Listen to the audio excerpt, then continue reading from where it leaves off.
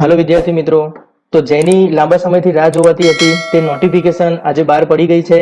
તો D2 day admission 2020 એ procedure વિશે આપણે આજે જોવાના છે। તો સૌથી પહેલા પ્રવેશની લાયકાત કે જે બી સ્ટુડન્ટને D2D માં એડમિશન લેવું છે તે જનરલ કેટેગરીના સ્ટુડન્ટને ઓછામાં ઓછા 45% હોવા જોઈએ તથા SC ST SCBC કે EWS કેટેગરીના ઉમેદવારો માટે ઓછામાં ઓછા 40% કે તેનાથી ઉપર માર્ક્સ હોવા જોઈએ। તો એઆઈસીટીઈના નિયમો પ્રમાણે ડિપ્લોમા ઇજનેરી કરેલા સ્ટુડન્ટો ડિગ્રી ઇજનેરીની કોઈપણ વિદ્યાશાખામાં પ્રવેશ મેળવી શકશે। તો રજિસ્ટ્રેશનની સંપૂર્ણ પ્રક્રિયા ઓનલાઈન છે।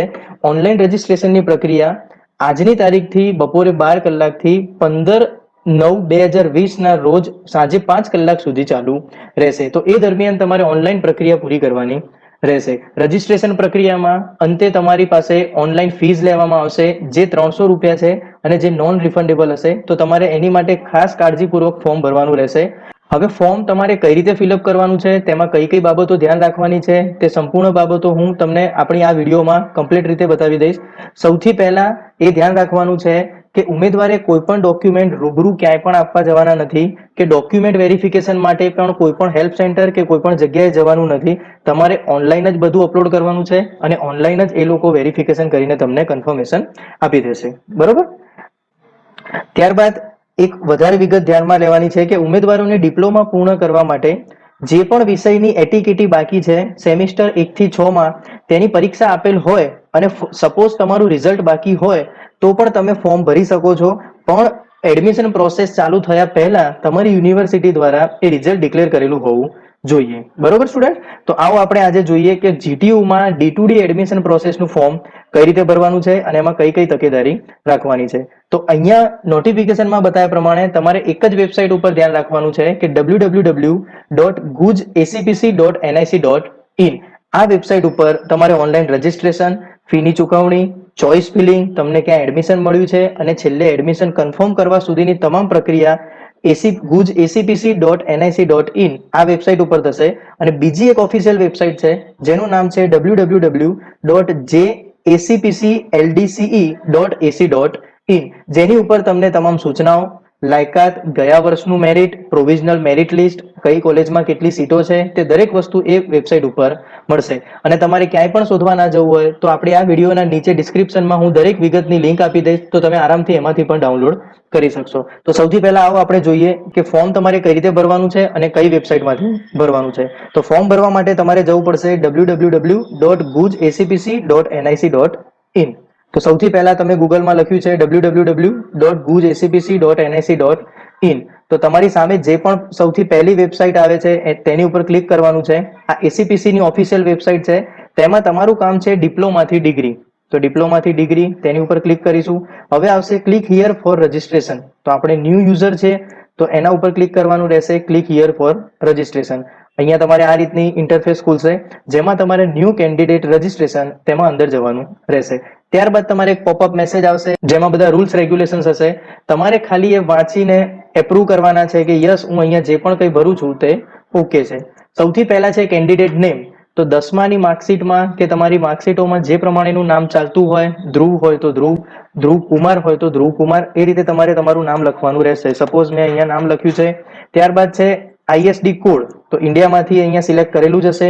ત્યારબાદ તમારો મોબાઈલ નંબર તમારી એડમિશન પ્રક્રિયા પૂરી થાય ત્યાં સુધી તમારે ચાલુ રાખવો પડશે, કેમ કે ઓટીપી અથવા કોઈ પણ જાતના મેસેજથી સૂચના એ દરેક વસ્તુ આ મોબાઈલ નંબર ઉપર તમારે આવશે।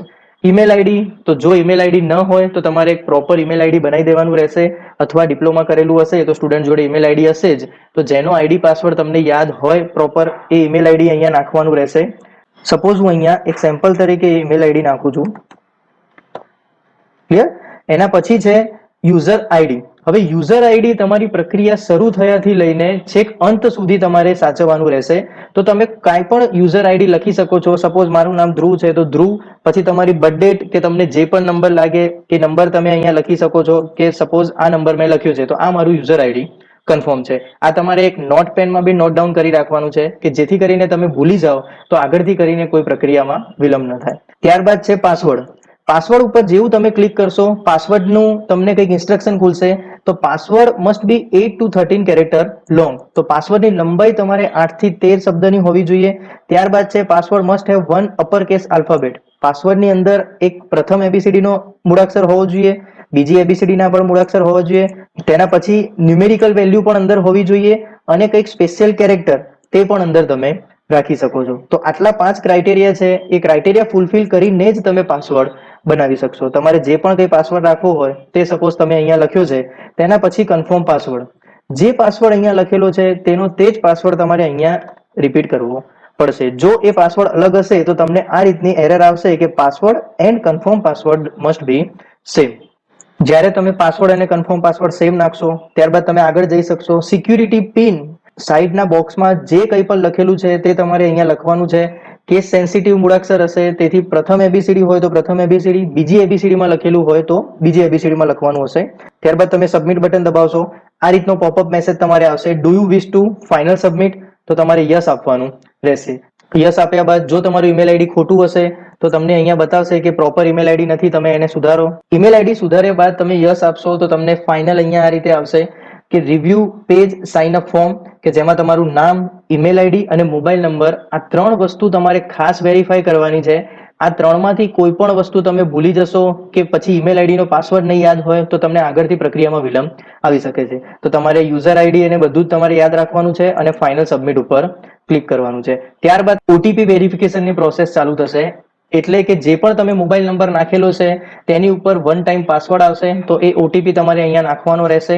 ત્યારબાદ નીચે જે પ્રમાણે લખેલું છે સિક્યુરિટી પિન, એ પિન તમે અહીંયા નાખશો અને આગળ તમારે verify and final submit button દબાવવાનું રહેશે. તો તમે અત્યાર સુધી સ્ટુડન્ટ્સ તમે યુઝર આઈડી, તમારો ઈમેલ આઈડી અને પાસવર્ડ આટલી વસ્તુ આપેલી છે અને મોબાઈલ નંબર આપેલો છે. તો તમને યુઝર આઈડી અને કેન્ડિડેટ નેમ આ વસ્તુ બતાવશે અને એક મેસેજ પોપઅપ થશે કે you have successfully completed registration. Please note down user ID four further reference and complete your profile. એનો મતલબ છે કે તમારી આગળની પ્રોફાઇલ હજુ પૂરી કરવાની બાકી છે. તો તમારે ક્લિક હિયર ટુ લોગિન એ પ્રમાણેનું બટન હશે જેની ઉપર ક્લિક કરવાનું રહેશે.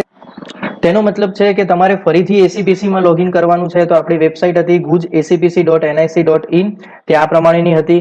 તેમાં આપણે ગયા હતા ડિપ્લોમા ટુ ડિગ્રી, તેમાં ક્લિક હિયર ફોર રજિસ્ટ્રેશન. હવે આપણે નવા યુઝર નથી તેથી આપણે લોગિન કરવાનું રહેશે. તો કાઉન્સેલિંગમાં તમારે common registration four Gujarat ACPC જે ડિફોલ્ટ સિલેક્ટ કરેલું છે, તમારું યુઝર આઈડી, પાસવર્ડ અને સિક્યુરિટી પિન અહીંયા નાખશો ત્યારે તમને સાઇન ઇન કરવા મળશે. એકવાર તમે સાઇન ઇન કરશો એટલે તમારું આ રીતનું રજિસ્ટ્રેશન ફોર્મ આગળ ખુલવા મળશે. આ રીતની એક્ઝેક્ટ તમારી સ્ક્રીન ખુલી જશે, જેમાં ડાબી બાજુએ લખેલું હશે પ્રોફાઇલ સિલેક્શન. તો આ 5 વસ્તુ તમારે અહીંયા પૂરી કરવાની છે. અને જમણી બાજુ ડેશબોર્ડ હશે જેમાં શેના માટે તમારે એપ્લિકેશન કરવી છે એ અહીંયા લખેલું હશે. તો જમણી બાજુ પહેલું જ જુઓ, lateral entry for BTech D to D counselling. તો તમારે ડિપ્લોમાથી ડિગ્રી બીઈમાં એડમિશન લેવું હોય તો અહીંયા કમ્પ્લીટ યોર પર્સનલ ડિટેલ્સ તેની ઉપર ક્લિક કરવાનું રહેશે.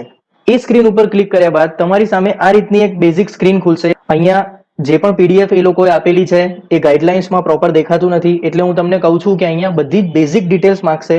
તમારું નામ શું છે, તમારું જેન્ડર કયું છે, તમારી નેશનાલિટી કઈ છે, તમારા ફાધરનું નામ શું છે, સરનેમ કઈ છે, બર્થ ડેટ કઈ છે, એ દરેક વસ્તુ તમારી જોડે જે પણ પુરાવા હોય તેમાંથી જોઈને પરફેક્ટ રીતે નાખવાનું રહેશે.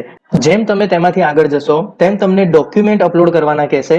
સૌથી પહેલા તમારી જોડે માંગ્યો છે તમારો ફોટોગ્રાફ અને ત્યારબાદ તમારી જોડે માંગ્યું છે બર્થ સર્ટિફિકેટ. તો ફોટોગ્રાફ અથવા બર્થ સર્ટિફિકેટ, ફોટોગ્રાફ તમારો હોવો જોઈએ જેપીજી ફોર્મેટમાં અને બર્થ સર્ટિફિકેટ તમારું હોવું જોઈએ સ્કેન કરેલું પીડીએફ ફોર્મેટમાં. સ્કેન કરવાની ઘણી બધી એપ્લિકેશન્સ આવે છે, મોબાઈલમાંથી બી તમે પીડીએફમાં સ્કેન કરી શકશો. કોઈ પણ ડોક્યુમેન્ટ યાદ રાખો તેની સાઇઝ તમારે 10 KB થી લઈને 100 KB ની અંદર જ હોવી જોઈએ. જો તમે ફોટોગ્રાફ અપલોડ કરો છો તો તેનો કોઈ નંબર હોતો નથી, એટલે અહીંયા ડોક્યુમેન્ટ નંબરમાં એને લખવાનું છે અને અહીંયા ફાઇલ સિલેક્ટ કરીને અપલોડ કરવાનું રહેશે. બર્થ સર્ટિફિકેટમાં અહીંયા ડોક્યુમેન્ટ નંબર લખવાનો રહેશે. જો તમે સ્કૂલનું એલસી અપલોડ કરી રહ્યા છો તો તમે જીઆર નંબર પણ અહીંયા લખી શકો છો અને પછી સબમિટ અને પ્રિવ્યુ આ બટન ઉપર ક્લિક કરવાનું રહેશે.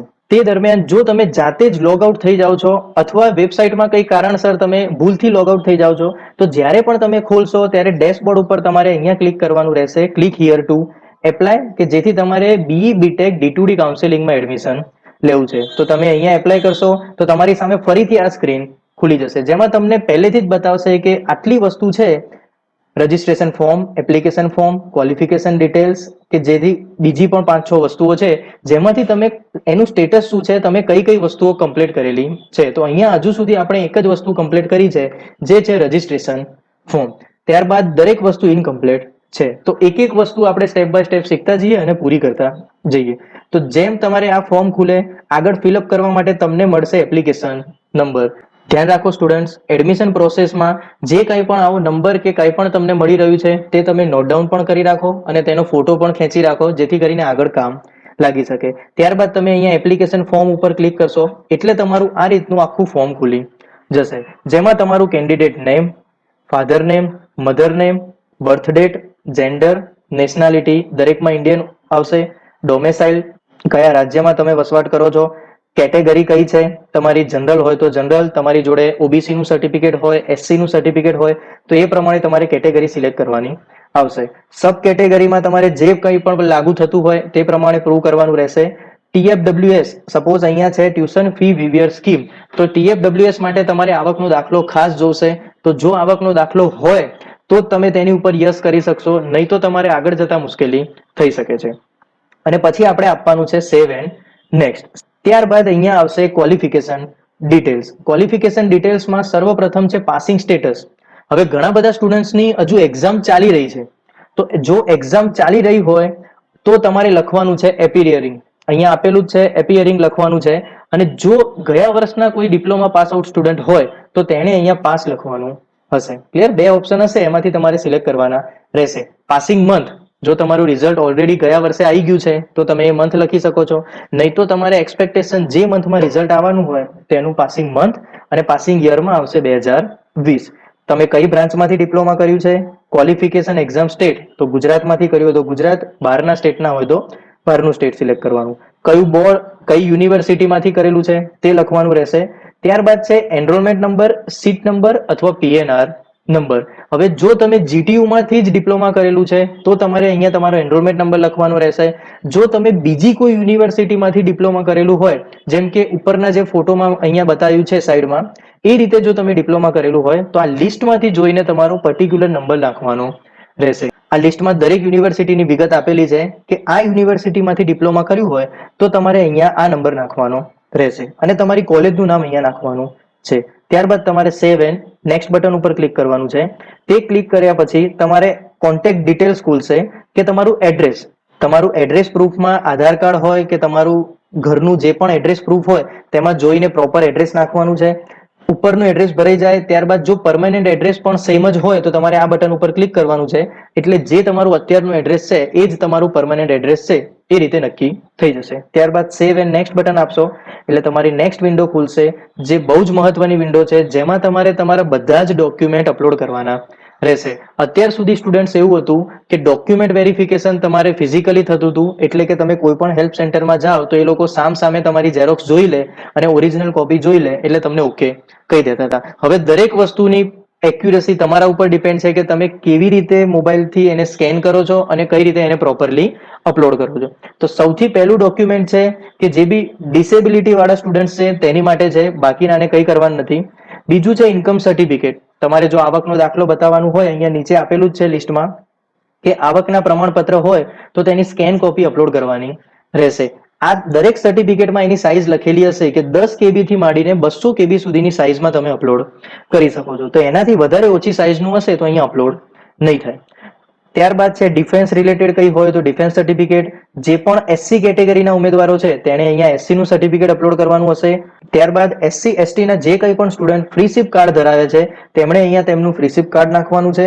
અને ડિપ્લોમા સર્ટિફિકેટ, હવે આ બહુ જ અગત્યનું છે. જો તમે પાસ આઉટ સ્ટુડન્ટ છો તો તમારું ડિપ્લોમાનું પ્રોવિઝનલ અથવા ફાઇનલ ડિગ્રી સર્ટિફિકેટનો ફોટો અહીંયા અપલોડ કરવાનો છે પીડીએફ ફોર્મેટમાં. અને જો તમે હજુ ડિપ્લોમાના છેલ્લા સેમેસ્ટરની એક્ઝામ આપી રહ્યા છો, જે અત્યારે ચાલી રહી છે, તો તમારે ફક્ત અને ફક્ત અહીંયા જે તમારી જોડે અવેલેબલ છેલ્લી માર્કશીટ હોય, મતલબ તમારે 5th સેમની માર્કશીટ જે હશે એની સ્કેન કોપી તમારે અહીંયા અપલોડ કરવાની રહેશે.